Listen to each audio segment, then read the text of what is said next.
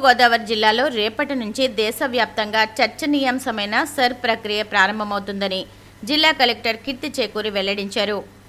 2026 July 1న అర్హత తేదీగా నిర్ణయించి ప్రత్యేక ఓటరు జాబితా సవరణ కార్యక్రమాన్ని చేపడుతున్నట్లు తెలిపారు. రాష్ట్ర ప్రధాన కార్యదర్శి జి సాయి ప్రసాద్, రాష్ట్ర ప్రధాన ఎన్నికల అధికారి వివేక్ యాదవ్ బుధవారం అమరావతి నుంచి జిల్లా కలెక్టర్తో వీడియో కాన్ఫరెన్స్ నిర్వహించి ప్రత్యేక ఓటర్ జాబితా సవరణ కార్యక్రమంపై సమీక్షించారు. ఈ సందర్భంగా రాష్ట్ర ప్రధాన కార్యదర్శి జి సాయి ప్రసాద్ మాట్లాడుతూ జూన్ 5 నుంచి ప్రారంభమయ్యే సర్ కార్యక్రమాన్ని ఎన్నికల సంఘం నిర్దేశించిన కాలపట్టిక ప్రకారం సమర్థవంతంగా అమలు చేయాలని ఆదేశించారు. రాజకీయ పార్టీలతో సమన్వయం, బిఎల్ఓలు, ఎన్నికల సిబ్బందికి శిక్షణ, ఇంటింటి సర్వే, పోలింగ్ కేంద్రాల హేతుబద్ధీకరణ ప్రక్రియను పగడ్బందీగా నిర్వహించాలని సూచించారు. ఈ సందర్భంగా కలెక్టర్ మాట్లాడుతూ సర్ కార్యక్రమానికి యంత్రాంగాన్ని సిద్ధం చేయాలని ఆదేశించారు. ఓటర్లకు టోల్ ఫ్రీ నెంబర్ 1950 ద్వారా సహాయం లభిస్తుందని తెలిపారు.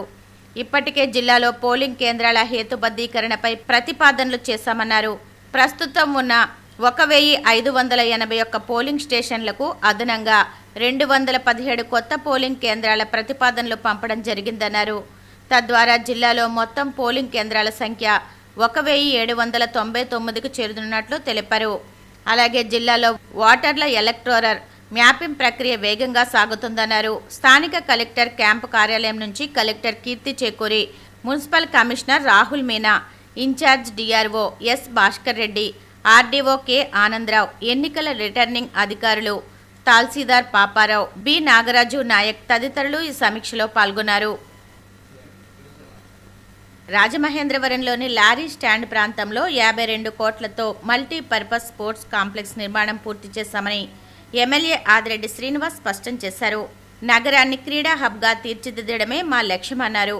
10వ డివిజన్ పరిధిలోని ఏపీఎస్ఈబి ఫంక్షన్ హాల్ నుంచి వియల్పురం జంక్షన్ వరకు 73 లక్షల వ్యయంతో చేపట్టనున్న సీసీ రోడ్డు నిర్మాణ పనులకు ఎమ్మెల్యే ఆదిరెడ్డి శ్రీనివాస్ శంకుస్థాపన చేశారు.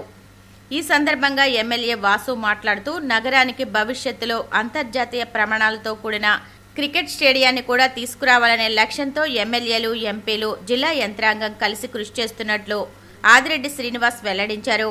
తగిన స్థలం గుర్తించిన వెంటనే ఈ ప్రతిపాదనను కార్యరూపం దాల్చేలా చర్యలు చేపడతామని చెప్పారు. నగర అభివృద్ధికి కూటమి ప్రభుత్వం కట్టుబడి ఉందని, గతంలో నిర్లక్ష్యానికి గురైన 10వ డివిజన్లో అధికారంలోకి వచ్చిన తర్వాత ఇప్పటికే 11 కోట్ల రూపాయలు పైగా అభివృద్ధి పనులు చేపట్టామని తెలిపారు. రాష్ట్ర స్థాయి ప్రతిభ అవార్డులకు తూర్పుగోదావరి జిల్లాకు చెందిన 3 గిరిజన విద్యార్థులు ఎంపికయ్యారు. బొమ్మూరు ఆశ్రమ పాఠశాలలో చదివిన చల్లా తులసి సత్యమాధవి 10వ తరగతిలో 558 మార్కులు సాధించి జిల్లా టాపర్గా నిలిచి అవార్డుకు ఎంపికైంది.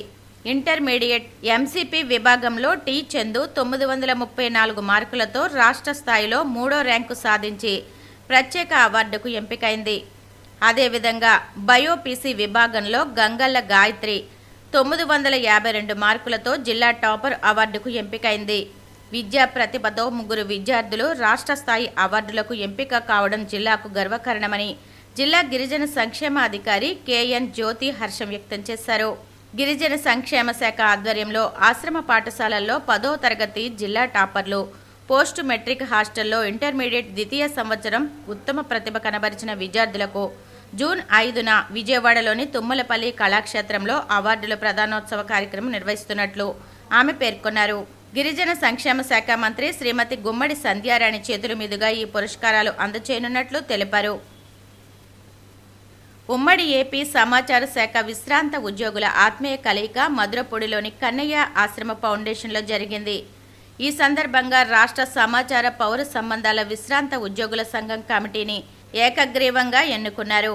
ఈ సమావేశంలో ఉమ్మడి ఆంధ్రప్రదేశ్ సమాచార శాఖ మాజీ సంచాలకులు కిష్మత్ కుమార్ మాట్లాడుతూ విశ్రాంత జీవితం అనేది కేవలం విశ్రాంతి కోసం మాత్రమే కాదని, సమాజానికి సేవ చేయడానికి, కుటుంబ సభ్యులతో ఆనందంగా గడపడానికి దేవుడు ప్రసాదించిన గొప్ప అవకాశమని పేర్కొన్నారు.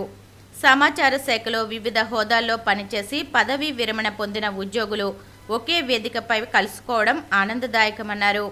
ఇటువంటి సమావేశాలు పరస్పరం అనుబంధాలను మరింత బలోపేతం చేయడంతో పాటు విశ్రాంత ఉద్యోగుల సమస్యల పరిష్కారానికి దోహదపడుతుందని తెలిపారు.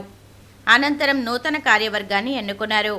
రాష్ట్ర అధ్యక్షులుగా కె జయరావు, ఉపాధ్యక్షులుగా సిహెచ్ హరినాథబాబు, విజయ సంహారెడ్డి, ప్రధాన కార్యదర్శిగా పి వెంకటప్పారావు, సంయుక్త కార్యదర్శులుగా డి నాగార్జున, రమణమూర్తి, కోశాధికారిగా ఎస్ఎస్ జీవన్ ఎన్నికయ్యారు.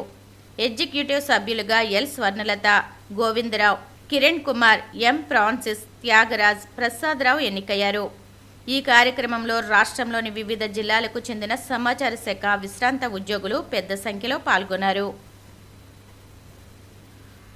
399 రూపాయలకే బిఎస్ఎన్ఎల్ హోమ్ వైఫై, కేవలం 1999 రూపాయలకే ఉచిత మోడెం, ఉచిత ఇన్స్టలేషన్, 6 నెలల హైస్పీడ్ ఇంటర్నెట్ సేవలు అందిస్తున్నట్లు BSNL principal general manager Palivela Raju వెల్లడించారు. కొత్త వినియోగదారుల కోసం 51 ప్రత్యేక సిమ్ అందిస్తున్నామని తెలిపారు. హోమ్ వైఫై కనెక్షన్ల కోసం వినియోగదారులు ఫైబర్ బుకింగ్ పోర్టల్ ద్వారా దరఖాస్తు చేసుకోవచ్చని, అలాగే సమీప బిఎస్ఎన్ఎల్ కార్యాలయాలను సంప్రదించవచ్చునని విజ్ఞప్తి చేశారు.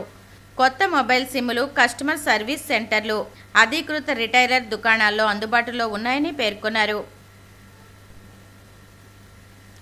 తూర్పుగోదావరి జిల్లాలో అదనపు ఎస్పీగా విధులు నిర్వహిస్తూ నాన్ కేడర్ ఎస్పీగా పదోన్నతి పొందిన ఏవి సుబ్బరాజు దీర్ఘకాలిక సెలవు తర్వాత విధుల్లో చేరారు. బాధ్యతలు స్వీకరించిన అనంతరం ఎస్పీ డి నరసింహకిషోర్ను ఆయన మర్యాదపూర్వకంగా కలిశారు.